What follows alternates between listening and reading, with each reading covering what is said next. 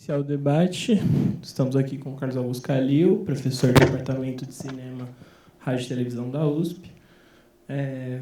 E é isso, espero que tenham gostado do filme e não tenham se preocupado tanto com o susto que a gente teve aí. Pode ir lá para frente, Calil.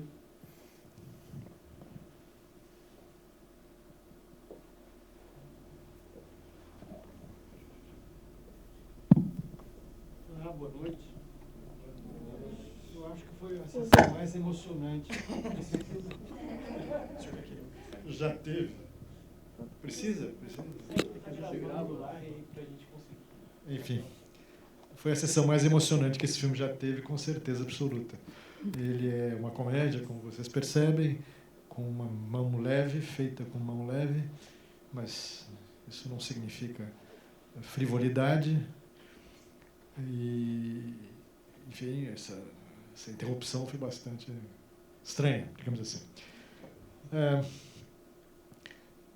Eu tenho a impressão que o estilo desse filme, o que melhor define o estilo desse filme é a crônica, né, que é um gênero praticamente brasileiro de lidar com a realidade. É claro que a crônica que a gente conhece é escrita. Mas, enfim, todo mundo escreve crônica. Tem gente que só escreve crônica, como o Rubem Braga, mas Drummond escrevia crônica, quase todo mundo, poetas quase todos escreviam crônica. Porque a crônica é um exercício de observação, né, do mundo que nos cerca. E uma observação sempre pelo lado leve. Né? Não existe perspectiva de uma crônica pesada, né? Uma crônica de denúncia, por exemplo. E o que tem esse filme é um misto de crônica com auto-observação, né? Com observação feita do ponto de vista de dentro.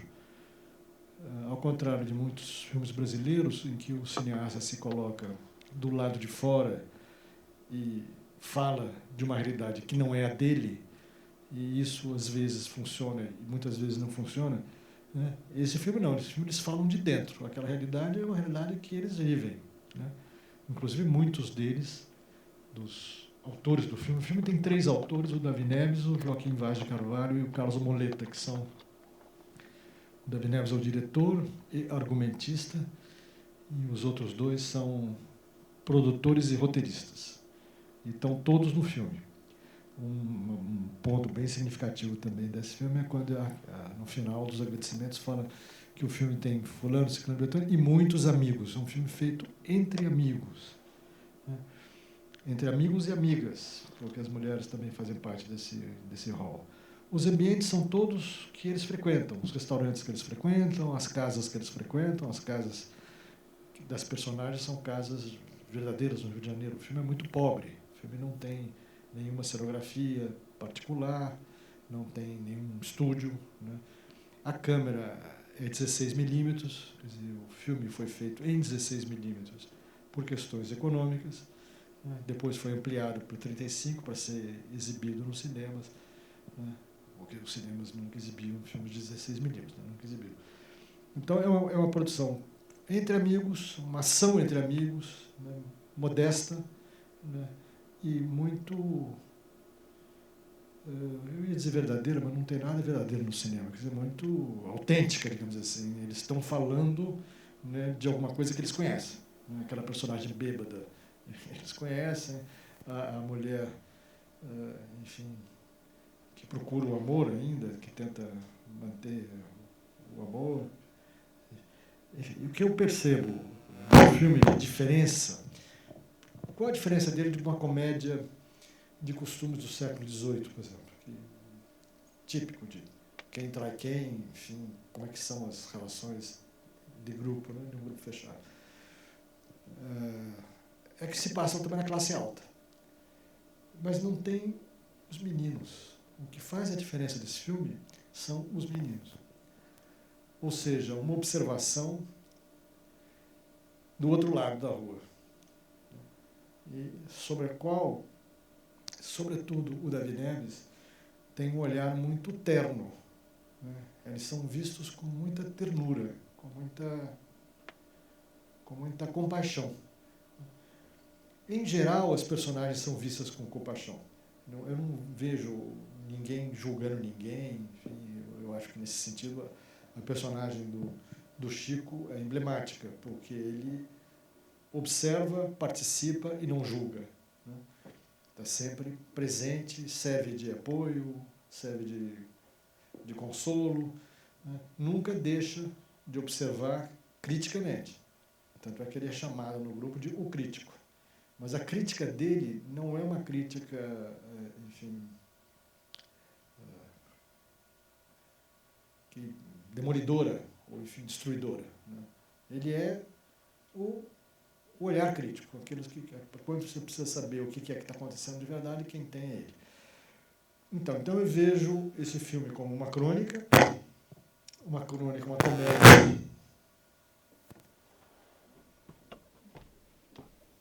Fui eu que causei esse barulho. Uma comédia de costumes, carioca, muito carioca. Vocês percebem que esse filme não pode se passar em outra cidade do mundo. Aquela informalidade carioca, aquele bem-estar e um certo descompromisso, né, profissional, afetivo, enfim, tudo pode, tudo vale. Né? Eles vivem numa cidade privilegiada, né, pelo clima, pela beleza, pela cordialidade, entre aspas, porque, evidentemente, quando ele fala dos meninos, ele não deixa de mostrar que os meninos estão do outro lado. Ou seja, estão do lado dos que não têm. O filme fala dos que têm e dos que não têm. E a cena, enfim, mais importante do filme, é claro, um pouco artificial, eu reconheço, um pouco escrita demais, é a cena em que os 3 meninos fazem a análise das personagens, que é perfeita. Mas é escrita, no sentido de que não tem espontaneidade. Você percebe que não tem muita espontaneidade. Eles falam o texto. Né? Enquanto que no resto você percebe que tem um pouco de improvisação o tempo inteiro, as pessoas fazendo um pouco os seus papéis, os seus próprios papéis, ou então improvisando no sentido de imitando gente que eles conhecem. Então, tem um naturalismo no desenvolvimento das personagens da classe alta. E os meninos também. E dos meninos também, menos na minha opinião, menos nessa sequência, nessa cena muito boa, em que eles dizem quem é, enfim, e quem ganha de quem está no jogo, qual é o jogo, basicamente. Eles percebem perfeitamente qual é o jogo. Uma outra coisa importante de dizer, antes da gente abrir para a conversa, que é onde eu acho que pode surgir ideias mais interessantes, mais estimulantes, é que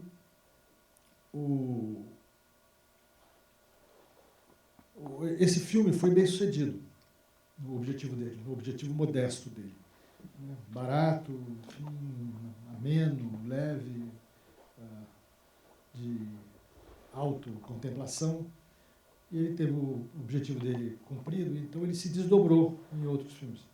O Davi teve condição de fazer mais 2, eu acho. O último dele foi Jardim de Alá. Crônica de um bairro, crônica de um grupo, crônica de uma cidade. Né? Criou-se um certo estilo, né, que tinha a ver com as pessoas que estavam envolvidas nele, que eram capazes desse tipo de projeto. O cinema brasileiro não tem muito isso. O cinema brasileiro é um cinema de ambições estéticas e políticas, sobretudo políticas. Sempre tem alguma coisa importante para ser dito pelo cineasta a respeito do país, a respeito da política, a respeito da desigualdade, enfim. Esse filme não. Esse filme tem essa leveza, né, de falar das personagens que são como eles, né, que são próximas deles, mas consegue estender o olhar para o outro lado da calçada. Essa que faz a diferença. Aí que está a diferença, né, os meninos. Se vocês têm muito ex-aluno aqui, falo para os ex-alunos, mas também para qualquer outra pessoa que esteja familiarizada com o cinema brasileiro, as crianças do cinema brasileiro são muito importantes, e foram importantes em filmes, deram muita importância a muitos filmes. O primeiro, mais chama atenção, é O Rio 40 Graus, que é um filme sobre as crianças de rua, né, sobre as crianças desassistidas. O filme todo, né, é costurado de situações vividas pelas crianças. E é uma situação sempre de perigo, de humilhação, de tensão, né, mas não fica só nesse filme. Há vários outros filmes. Um que me chama atenção, porque o tom é completamente diferente desse, claro, é Pichote, que é uma tragédia, né, não é uma crônica, não tem nenhuma leveza. O próprio filme do Nelson Pereira dos Santos é uma grande denúncia política, é um filme de grande ambição política. Então, vocês percebem que esse filme destoa um pouco dessa tradição do cinema brasileiro de que as crianças são porta-vozes de denúncia ou são, enfim, objeto de uma denúncia, enfim, de uma tomada de consciência da desigualdade brasileira e, sobretudo, da principal desigualdade brasileira, que é a infância desassistida. É uma coisa que vem, né, da história brasileira há muito tempo e que não se resolve. A gente continua na rua, no sinal, a criança que aborda, voltou, tudo atrás. Aquilo que parecia ter amenizado durante os últimos anos, voltou com toda a força, ou seja, a pobreza voltou, essas crianças voltaram, né, e estão pedindo alguma atitude da sociedade. Esse filme não faz isso. Ele até, vocês percebem, ele até absolve os meninos. Quando os meninos resolvem passar do limite e roubar a bolsa da Nádia, eles resolvem civilizadamente. Não vão castigar aqueles meninos. E tem uma coisa de crônica carioca também, que eu acho que vale a pena ressaltar, que é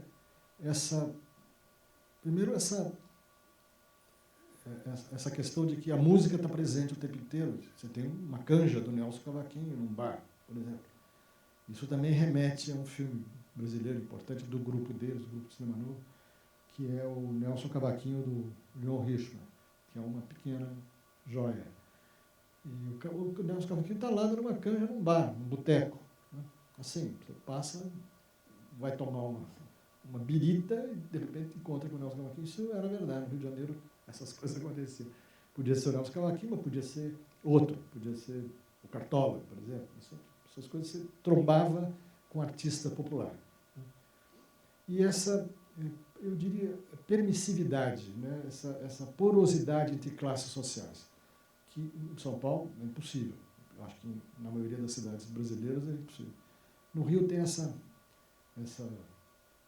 possibilidade, né, de trânsito entre classes sociais e dentro de uma perspectiva de viver bem, ou de sobreviver bem. Né? Enfim, são algumas considerações iniciais para provocar aí algum tipo de reação.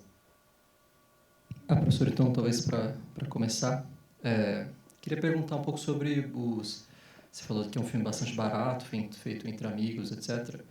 E acho que chama bastante atenção como isso reflete um pouco na forma de decupagem, né? Tem várias cenas que são contidas num plano só, são resolvidas com movimento de câmera, de maneira muito simples, assim. Isso é uma coisa que me parece que veio acontecendo mais dos anos 70, nos filmes brasileiros dos anos 70. Acho que alguns filmes do Tonati tem um pouco isso, dos Ganzella, o próprio Glauber vai utilizar mais planos longos acompanhando os personagens. Queria saber se tem algo a dizer sobre a decupagem desse filme, essa forma um pouco despojada até de filmar também, não só das próprias cenas. Eu acho que não tem nada a ver com os cineastas que você mencionou, que são todos muito ambiciosos e com projetos estéticos. Esse filme não tem projeto estético. Esse filme se fez como um documentário. Ou seja, cria-se uma situação e registra-se essa situação. Né, com uma câmera leve e barata, no sentido de que usa... É uma coisa, enfim, que eu vou dizer um pouco óbvia, mas não sei se vocês têm consciência. No cinema americano, industrial, mesmo francês, filmar muito não tinha muita importância. O custo da película não pesava no orçamento. E no cinema brasileiro pesava muito no orçamento, era importado, enfim, o material tinha que ser depois revelado, não se podia filmar muito como se filma hoje. Hoje, como não tem película, as pessoas... eu estou orientando lá um filme na ECA, um curta-metragem. E um curta-metragem que vai ter 15 minutos, sei lá, não sei ainda, não começou a montar, mas o roteiro diz 15 minutos. Filmaram 7 horas. Eu, quando fazia cinema, ficava controlando, entendeu? O controle remoto, porque eu não podia filmar muito, não tinha dinheiro para filmar. E eles, a mesma coisa aqui. Então, é um filme muito barato. E não é, ele não é decupado, eu diria. Ele é registrado, né? Numa tradição, aí sim, muito brasileira, que é o documentário que entra dentro da ficção. Todo filme brasileiro é um pouco documentário. Uns mais, outros menos. Eu diria que a maior tradição que a gente tem em todos os tempos, com ambições estéticas desses cineastas que você falou, que são todos bastante metidos e ambiciosos, há uma produção que não tem essa ambição. O Davi Neves era uma pessoa modesta e muito querida, justamente porque não se impunha, não queria se impor, né? Ele costurava as relações entre, inclusive, os cineastas, tal. Era uma espécie de diplomata do cinema novo, tinha muitas relações internacionais, muitos amigos internacionais. Era um sujeito divertido, leve, engraçado, assim, não era essa gente que você mencionou aqui, não tem nada a ver com esse povo que você mencionou. Então, é um documentário. É uma câmera só, 16mm, uma iluminação simples, né? E você vê que quando tem campo e contracampo, não funciona muito. Ou seja, não pode ter decupagem, tá certo?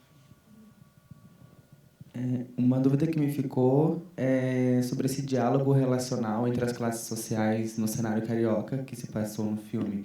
Isso é um retrato da realidade ou um recurso utilizado no filme para fins estilísticos diversos? Olha, isso era um Rio de Janeiro que não existe mais, mas existiu. Essa convivência, essa tolerância, essa dependência, inclusive uma certa mútua dependência, vê que eles ficam o tempo inteiro olhando nos escritórios, ficam olhando na janela para ver o que aconteceu com eles, agora apareceu, sumiu, não sei o quê. Eles estão interessados na crônica dos meninos. O zelador do prédio é cúmplice, percebe? Tem um clima de acolhimento, né? Hoje não tem mais. Quer dizer, depois de um certo ponto, houve uma ruptura, de fato. Quer dizer, houve uma definição de classes bastante excludente, né? Em que o pobre, enfim, não se relaciona com o rico, ou só se relaciona pela violência. Isso os filmes brasileiros, inclusive, também foram testemunha dessa. Então, essa convivência amena, isso acabou. Então, nesse sentido, é um retrato de época. Sim, sim. Entendi. É um documentário de época. É um documentário da classe A, dessa classe, enfim, ociosa, digamos assim, né? E que vai naqueles restaurantes. O começo do filme é muito impressionante. Quer dizer, aqueles restaurantes, o Antônios, enfim, por exemplo, os outros, eram onde o Vinícius de Moraes vivia, bebendo o tempo inteiro, e produzindo música e poesia de altíssimo nível. Tom Jobim, onde é que se encontrava essas pessoas? Naqueles restaurantes que o filme, no começo, mostra que, portanto, é um documentário mesmo, nesse sentido, de uma classe carioca, né, que também não existe mais. Tem a ver, por exemplo, com o Pasquinho. O Pasquinho, tudo se resolvia no posto 9, no Rio de Janeiro, né? Era onde os artistas se encontravam, né, todo fim de semana, a partir das 14h. Uma coisa que os paulistas não sabem: os paulistas, quando vão para o Rio de Janeiro, iam para a praia de manhã. Nenhum carioca vai para a praia de manhã. A praia começa às 14h e vai até o final do dia. Então, essa sabedoria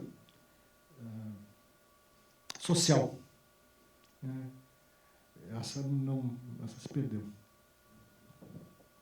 Você falou da crônica, eu achei muito interessante. Vocês estão ouvindo o microfone? Tá. A crônica como um gênero brasileiro, né, na literatura, e daí como isso não é uma tradição no cinema, e você falou um pouquinho, né, que sempre se ocupou de um termo mais político, da identidade nacional. Queria ouvir você falando mais sobre isso, assim. Bom, o Davi Neves, então, a geração do Davi Neves. Davi Neves é uma pessoa que nasceu em 38 e morreu em 94. O Glauber Rocha nasceu em 39, Cacá Diegues em 40, Joaquim Pedro de Andrade em 32. Essa geração se formou vendo o Nelson Pereira dos Santos, vendo o Rio 40 Graus, o Rio Zona Norte. O primeiro filme do Joaquim Pedro, então, entre os grandes do cinema brasileiro, dessa geração que se autodenominou Cinema Novo. Não se autodenominou, foi denominada Cinema Novo. O filme de 1960, um curta-metragem, aliás, uma pequena obra-prima do Joaquim Pedro de Andrade, é um desdobramento do Rio 40 Graus. São os meninos, um vendedor de amendoim que roubam os gatos, chama couro de gato. Eles roubam os gatos para vender, porque da pele deles é que é feito o tamborim. E no caso do Joaquim Pedro, o couro de gato, a diferença é que o menino se afeiçoa ao gato que ele roubou de uma madame. E parece que ali vai se estabelecer uma relação entre bicho e criança, que, aliás, é muito comum, você sabe disso. Né? A criança, às vezes, não tem como dirigir o afeto, acaba dirigindo para um bicho, que recebe, né, e devolve. E é por isso que criança e bicho se dão tão bem. Além da inocência, em alguns casos. Tanto do bicho quanto da criança. Mas, enfim. Então, eles todos foram formados com um cinema brasileiro de denúncia, político. Eles são uma geração política. O Davi estava no centro, o Leon Richman é outro cineasta desse grupo, para você ter ideia. E o Davi estava no meio deles todos. E o Davi nunca fez um filme acentuadamente político. Ele podia compartilhar com esses amigos todos, colegas todos, uma certa ideologia, mas ele não tinha essa vocação profética, porque eles são profetas todos. O Glauber Rocha é o caso mais caricato, né? É um profeta. E o Paulo Emílio tem uma sacada genial quando diz, faz um texto brevíssimo sobre o Glauber Rocha, mas que é perfeito, que diz que o profeta não tem obrigação de acertar. O profeta só tem que profetizar. Que é uma maneira de dizer que ele não concordava com o Glauber Rocha, com tudo que ele fazia. Mas, às vezes, ele sair batendo de frente, ele sai elegantemente dizendo que é profeta, está certo, e o profeta tem que profetizar. Isso o Glauber Rocha fez até o último dia, profetizou. Nem sempre acertou. Então, é uma tradição moralista, política. O Davi não era nem uma coisa nem outra. Moralista nenhuma. Nesse filme não tem moralismo nenhum, não tem julgamento. Ele observa e ele tem essa compaixão pelas personagens, pelas pessoas. De um lado da rua e do outro lado da rua. Ele consegue passar por esse filtro. Uma coisa que me chamou a atenção bastante no filme vai um pouco na direção que você falou sobre o moralismo, né? Que há várias cenas remetidas ao sexo e à sexualidade, né? O próprio filme se chama Muito Prazer. E uma coisa que chamou a atenção é a posição das crianças mesmo em relação a isso, né? As crianças não somente elas fazem comentários, né, sobre esse aqui dá o cu, aquele ali pega a mulher do outro, aquele ali faz isso e outro aquilo. E tem até cena do garoto tendo uma relação com uma mulher, né? Eu não sei se isso seria uma característica do Davi Neves, em específico, eu não tenho esse conhecimento assim, do cinema brasileiro. Queria saber assim, se essa permissibilidade, digamos assim, em relação à sexualidade infantil, ela seria uma característica do diretor, seria uma característica da época, e E é algo que hoje a gente não vê, assim, pelo menos eu não vejo assim, no cinema brasileiro contemporâneo esse tipo de tratamento da sexualidade infantil, que no filme não é só, obviamente, a sexualidade infantil, mas também adulta, né? Se haveria um ponto de ruptura histórica no cinema brasileiro que faria com que isso, digamos, desaparecesse, ou se, novamente, isso seria uma característica do Davi Neves, do contexto da época. Enfim, se você pudesse falar um pouco mais sobre isso. Uma ótima pergunta, porque a resposta não é simples. Tem aí vários planos para a gente responder. A primeira, mais simples, é o seguinte: as cenas de sexo quase explícito, de transa, com muito tempo, a transa dela com o Paulo César Saraceni, por exemplo, da Rita Laneri com o Paulo César Saraceni, dura muito mais do que precisava, em termos de economia dramática. Mas aquilo era um imperativo do cinema brasileiro da época, porque só vendia filme que tinha mulher pelada. Então, ou você fazia porno chanchada, ou que era o reino da mulher pelada, e humilhada, geralmente, porque as mulheres não eram valorizadas muito na porno chanchada. Hoje em dia são raras. Hoje em dia a gente tende um pouco a edulcorar aquele gênero, mas ele era bastante, enfim, implacável, era um machismo, enfim, preconceito danado, e mulher, enfim, tinha que mostrar, basicamente. Então, ali tem uma concessão ao mercado, que eles queriam que o filme fizesse algum sucesso.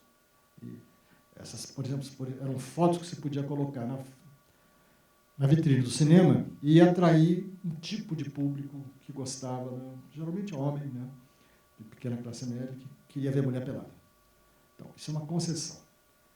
Agora, a questão da sexualidade dos meninos, ela é documental, né? Ela existiu. Acho que continua existindo. O que mudou é que, na época em que o filme foi feito, a sexualidade era secreta, era oculta, era, entre aspas, pecado.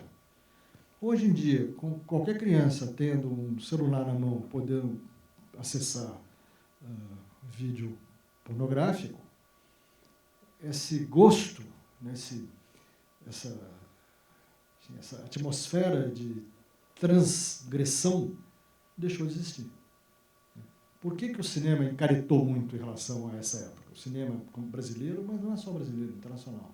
Você compara o cinema da década de 80, de 70, sobretudo, com hoje, os filmes de hoje parecem todos feitos por padres e freiras, tá certo? É uma coisa muito impressionante.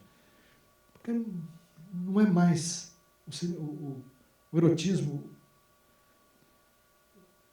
O cinema não é mais o lugar do erotismo. E durante muito tempo foi o lugar do erotismo. A história do cinema mostra isso, com filmes clássicos, como o filme da década de 30, né, em que as mulheres apareciam um pouco mais desvestidas, digamos assim, e causavam um furor. Né? No caso da Hedy Lamarr, por exemplo, é o caso mais emblemático nesse sentido. Uma mulher linda que topou fazer um filme erótico, isso na década de 30. Depois ela foi parar em Hollywood, onde ela se vestia com aquelas roupas ridículas lá dos dramas do Cecil B. DeMille, da Lila, essas coisas. Mas eram também muito erotizados, porque havia esses filmes horríveis de reconstrução, aspas, histórica, bíblicos. Tinha muito erotismo. A Bíblia é muito erótica, profundamente erótica, inclusive em todos os níveis, né? Não é só unilateral. Eu diria que é multilateral, o erotismo bíblico. Mas o cinema não é mais o lugar do erotismo. Nessa época era. E as crianças são muito erotizadas. Eu acho que até hoje. Espero. Você acha que o cinema ainda tem essa potência de se erotizar? Quando transgride. Mas precisa ser uma coisa não trivial. O trivial está no celular. Por um toque.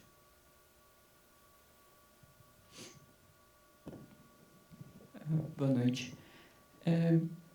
Eu concordo com o professor quando acho que o ponto forte e talvez o diferencial do filme sejam os meninos e olhar o outro lado, mas ao mesmo tempo eu achei que eles não aparecem tanto no filme. Assim. Eu imagino que a história poderia acontecer sem os meninos, mas os meninos sozinhos não seriam um filme. E aí, nesse sentido, me parece que a construção da relação entre as classes é quase idílica. Então, se a gente pensa nos outros filmes em que a gente tem a crítica, a gente tem quase o contrário, e é um idealismo entre essa relação muito grande. E aí, nesse sentido, eu só gostaria de ouvir ou tentar entender por que fazer isso, assim, por que fazer um filme tão idílico, ou talvez por que não ficar só na comédia. Ele estava tentando se diferenciar, o que ele estava tentando fazer com os meninos ao tentar trazer eles para a tela? Ele estava, de fato, tentando registrar esse idilismo que ele achava que existia, porque, pelo que o professor descreveu, sabendo o ciclo social dele, ele sabia que esses meninos e a realidade era muito mais cruel. Isso é mais um comentário do professor. Eu concordo com você, mas para fazer um filme só com os meninos, o diretor tinha que ser outro, tinha que ser o Nelson Pereira dos Santos, e não ele. Então, ele era uma pessoa que vivia... Os cariocas não vivem dentro, não sei, os milionários, não vivem dentro das suas casas, porque os apartamentos são muito pequenos, tal, eles vivem na rua. O Davi Neves vivia na rua, e ele morava numa região muito erotizada do Rio de Janeiro, ainda hoje, mas hoje menos, que é a Prado Júnior, Prado Júnior com a Visconde. Princesa Isabel, mas aquela rua que cruza com a Princesa Isabel, sim, lá de cá, mas que cruza ali, daqui a pouco vem lá.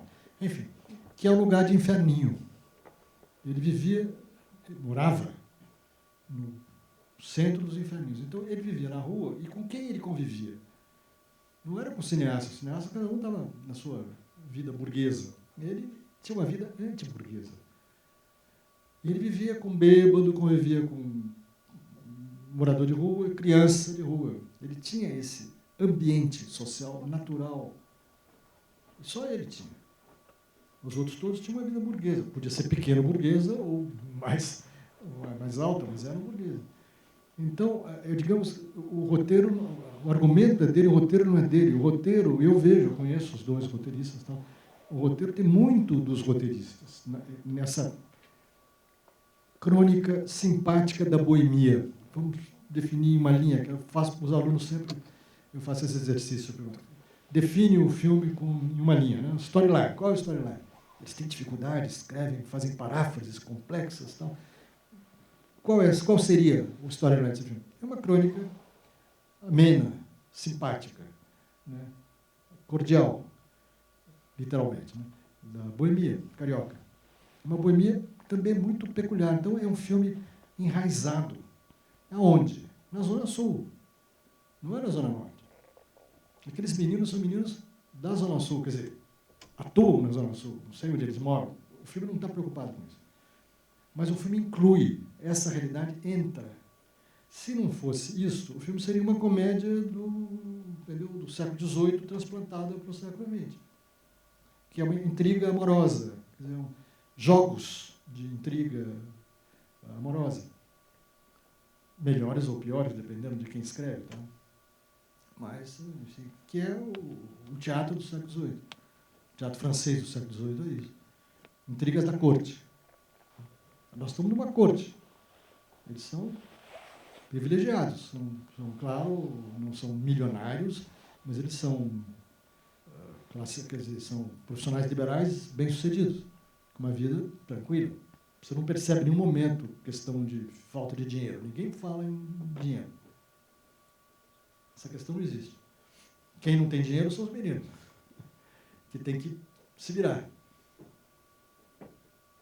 Então, eu acho que esse é o sal do filme, né? É essa perspectiva de incluir o outro lado.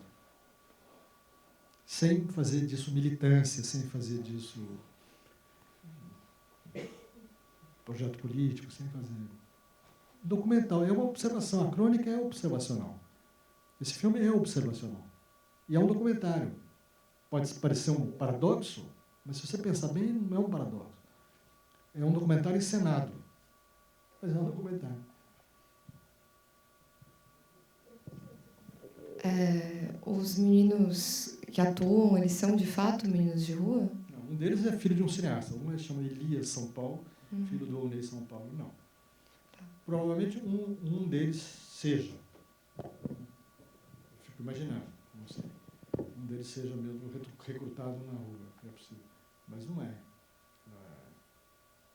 Não fizeram assim, não assobiaram, tipo, entra aqui na cena. Não é desse, mas aquelas personagens existem. Quer dizer, eu quero dizer que aquele tipo de menino, um menino que amadurece muito cedo, né? Porque a criança na rua não tem infância, né? Tem que sobreviver, né?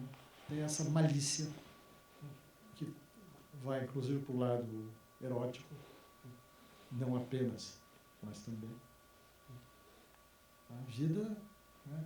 A vida vivida ali tem esse erotismo, tem essa luta, essa perspectiva por sobreviver.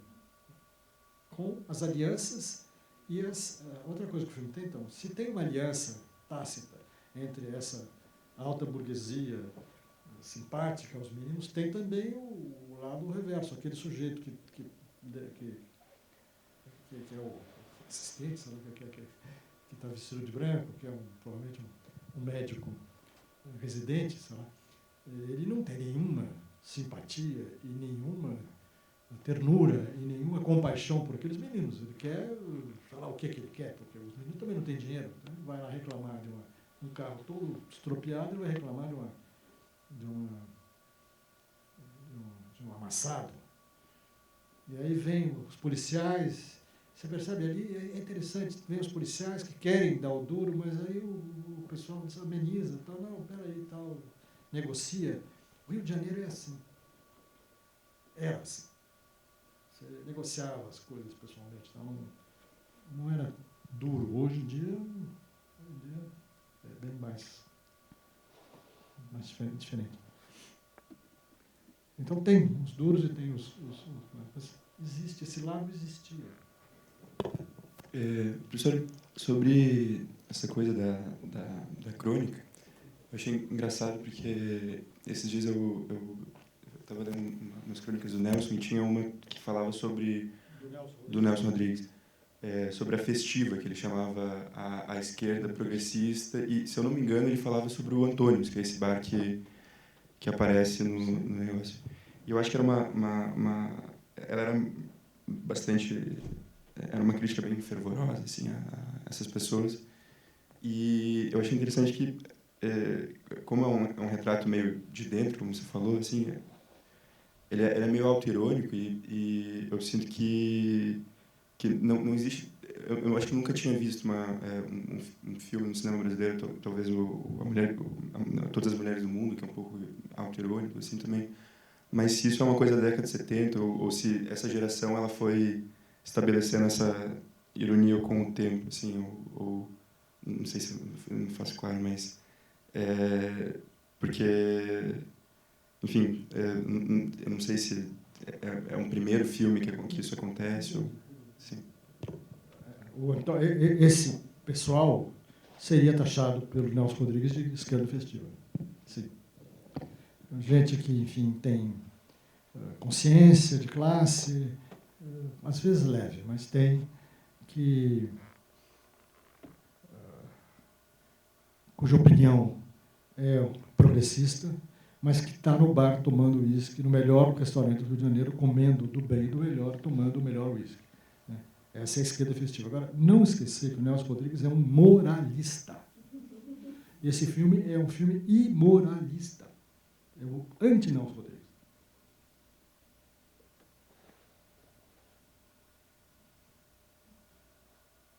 O Nelson Rodrigues está o tempo inteiro julgando, entendeu? Condenando, que nem um Deus.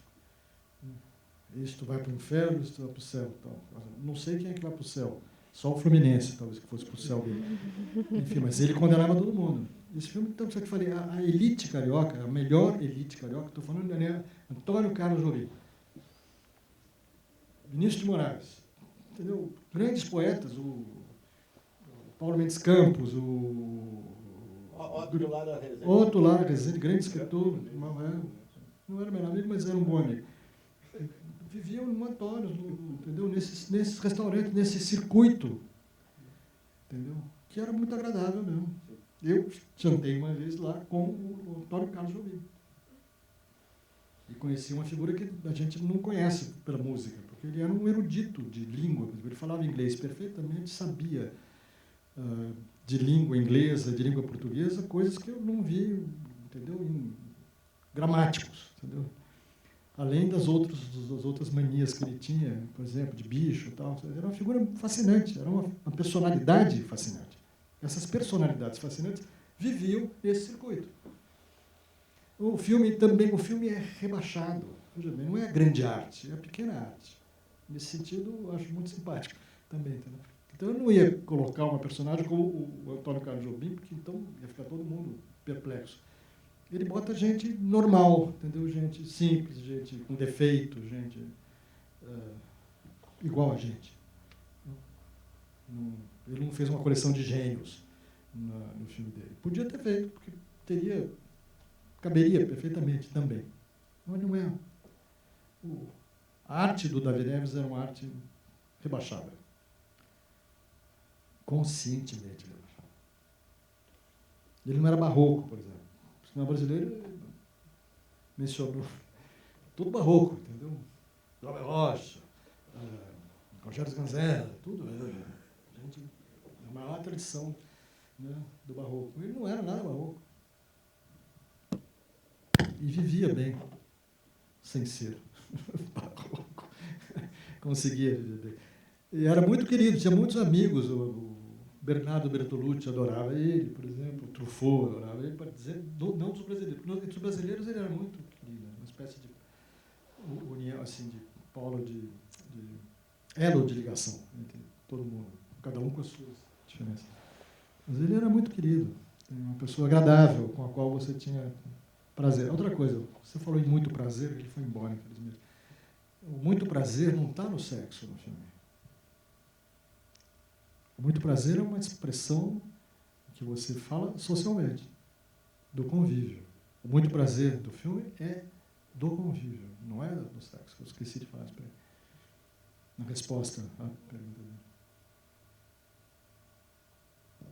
Boa noite, Calil. Eu sou Isabela. Eu fiquei pensando que eu achei engraçado que justo um filme que está sendo definido como tão observacional e que é uma crônica imoral e tal, ele é escolhido para debatermos. E aí fiquei pensando nisso, né, sei lá, uma motivação de um debate em cima de um filme como esse. E então eu elaborei uma pergunta. Se o senhor acha que nos faltam filmes observacionais, mais assim, que a gente deixa a moral de lado e só assiste uma crônica, será que falta isso hoje? Ou será que não é possível fazer isso hoje? Porque eu acho que talvez esse gênero também seja, no cinema, também seja documentário da época, assim, entende? Que acho que hoje eu penso muito isso pelo teatro, né? Que eu sou do teatro. E outro dia eu estava pensando que todas as peças que a gente assiste saem com muito problema demais na cabeça e muito a se discutir. Às vezes eu queria assistir uma peça que seja só para assistir uma história ou curtir um pouco. Tá faltando, é possível que se faça mais isso no cinema também? Tem razão, tanto no teatro quanto no cinema. O problema é que a arte no Brasil, que não se constituiu numa indústria, e sempre, portanto, trabalhando na exceção, os artistas brasileiros se imbuem de uma missão histórica e política. Quem não denunciar é tido como alienado e passa a ser discriminado nas mesas do Gigeto, não sei de onde que se encontra o teatro hoje, mas o pessoal de cinema, entendeu? Tem que denunciar. Como podemos tolerar a miséria brasileira, as mazelas brasileiras, a injustiça social, enfim, como tolerar. Nós temos que vocalizar isso. Essa é uma herança terrível da década de 60. Que o teatro era assim. Eu sei que a minha juventude é da década de 60, então eu via Zé Celso, via Arenas, não podia ser diferente. E antes, o cinema, o teatro, antes, o TBC, por exemplo, não tinha nada disso. Podiam ser crônicas, enfim, podiam ser observacionais, ou podiam ser só comportamentais. Não era necessário. Podia ter uma pitadinha aqui e ali de crítica social, mas não era. Ninguém ali era profeta de nada, ninguém ali tinha a pretensão de mudar o mundo. O cinema brasileiro na década de 60 pretendia mudar o Brasil. E a grande ironia que a gente tem, histórica, é que uma obra-prima como Deus, o Diabo na Terra do Sol, que foi um fenômeno quando surgiu, a primeira exibição dele foi 4 ou 5 dias depois do 31 de março de 64. Quer dizer, o cinema chegou atrasado, a história se antecipou. Aquele cinema era para um país que queria ser socialista, porque aquela geração tinha como perspectiva a cubanização do Brasil. Quer dizer, se Cuba tinha conseguido se socializar, o Brasil também poderia se socializar. Só que Cuba é desse tamanico, como se diz, e o Brasil é imenso. Nunca aconteceria isso, porque você podia fazer numa área, mas a outra área não seria. E você pode imaginar uma guerra civil, infernal, tal, mas eu não sou analista político. Eu só quero dizer o seguinte, essa geração chegou, né, no teatro, chegou, e o golpe acabou com essa perspectiva. Ora, a indústria americana, que é a que domina a gente, daquela época até hoje, continua dominando, é uma indústria de conceder prazer. Isso que você falou, eu queria ver uma peça que fosse prazerosa. Você não disse isso, mas é prazerosa, que eu não tivesse que sair lá com a cabeça cheia de problemas. Né? Então, lá não tem. O sistema político lá é palavrão, você sabe. Né? Não tem possibilidade. Esse filme brasileiro, agora, que ganhou todo o Oscar, é uma exceção extraordinária. E não é americano, evidentemente. Não poderia ser jamais americano. Não, o que mais parece, o que ele mais se assemelha é com a produção de um cineasta francês, né, de origem grega, né, que é o Costa Gravas. Né. Esse tipo de cinema de denúncia política é um cinema que ele praticava na década de 80 ou 70, agora eu já não lembro mais. É tão distante que eu não sei se é 70 ou 80, mas enfim. Inclusive com Jack Lemmon fazendo personagens, né, políticas e tal, mas não é da tradição da indústria. Não se faz esse tipo de filme. E eu acho que o teatro que se sustenta, inclusive, que você deve saber melhor que eu, é esse teatro que, burguês, chamado teatro burguês. Qual é o problema de se fazer um teatro burguês ou um cinema burguês?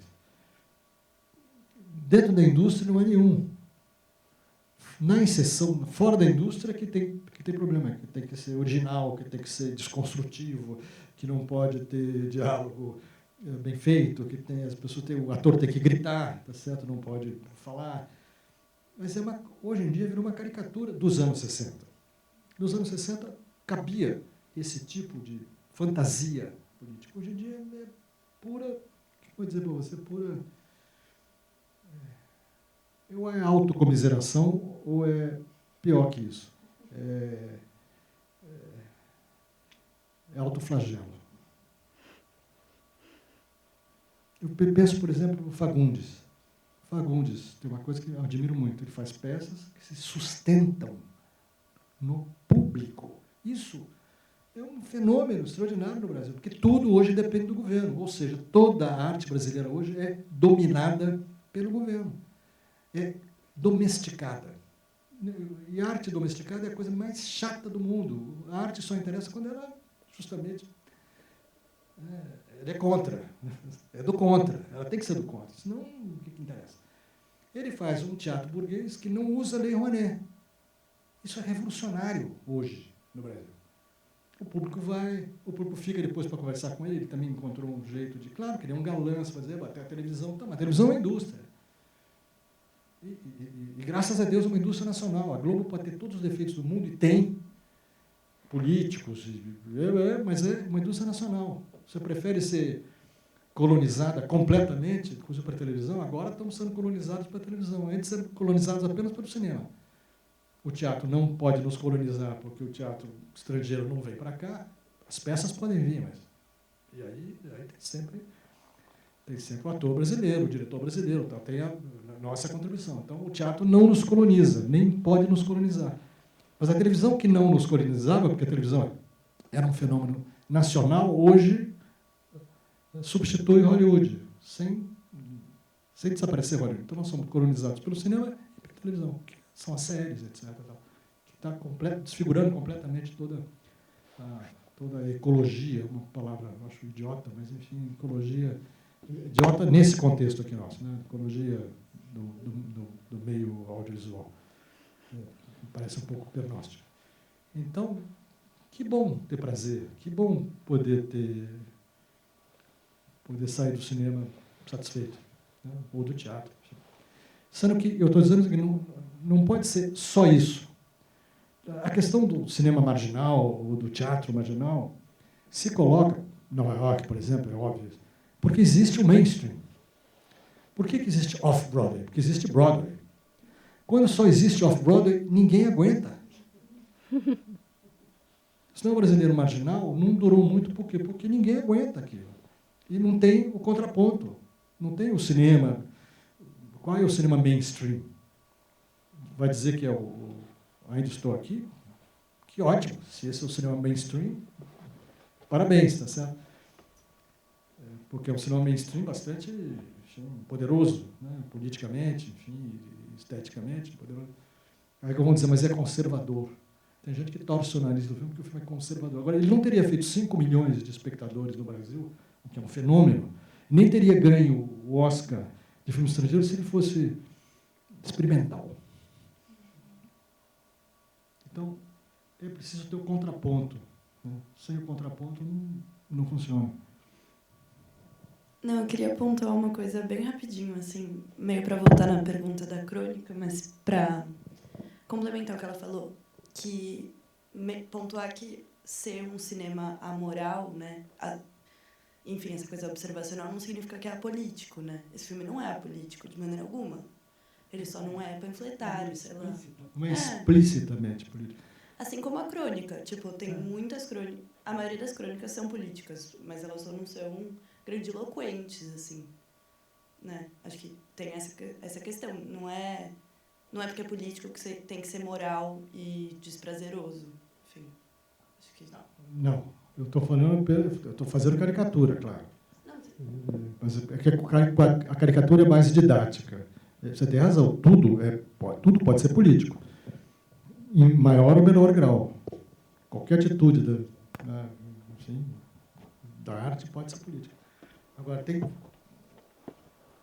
objetos, né, ou produções que são explicitamente políticas e exigem, o que está cansando um pouco ela, exigem um engajamento, entendeu? Prévio. O pior é isso. E aí tem uma questão que politicamente é muito pouco eficiente. É que o político só é bom quando ele é decisivo. Eu também não vejo grandes ambições de persuasão, de convencimento, nada disso. E por isso que eu digo que ele é observacional, porque ele fala de uma realidade que eles conhecem. E isso, no cinema brasileiro, também tem importância. Então, volto para a questão dela seguinte. O Jean-Claude Bernardet, que é um crítico incômodo, para dizer o mínimo, ele, desde o início do Cinema Novo, ele falava o seguinte, que o Cinema Novo era uma produção feita por cineastas de classe média, falando do campo. Jamais eles falavam da classe média. É uma caricatura, mas tem uma certa verdade. Então, por que ele se relacionava muito com o Persson, por exemplo? O Persson fez um filme, o primeiro filme dele, de classe média. Aliás, acabou de ser, hoje, ou ontem, ser exibido, cópia restaurada lá em Bolonha, numa mostra que tem lá de filmes recuperados. Ele falou da classe dele, a classe que ele conhece. Ele falou de alguma coisa que ele conhecia, que ele sabia. Aquele personagem tem um pouco dele, da classe social e tal. Falar do nordestino, quer dizer, você sendo carioca, pode até ser uma obra-prima, mas tem aí um problema. Ele foi direto. A primeira coisa que ele escreveu, o primeiro texto que ele escreveu foi direto. O pessoal do Cinema Novo detestava ele por causa disso. Ele era inconveniente. Ele é uma pessoa inconveniente. Faz questão de ser inconveniente. Como crítico, então, juntei uma coisa com outra para ver se... Bom, acho que tem mais alguma pergunta? Que eu acho que a gente poderia encerrar já. Muito obrigado, professor. Muito obrigado a todo mundo que participou do debate. A nossa mostra de comédia de trabalho está acabando. Ela vai ter mais só um fim de semana no Centro Cultural Maria Antônia. E daí a nossa próxima mostra, que é a mostra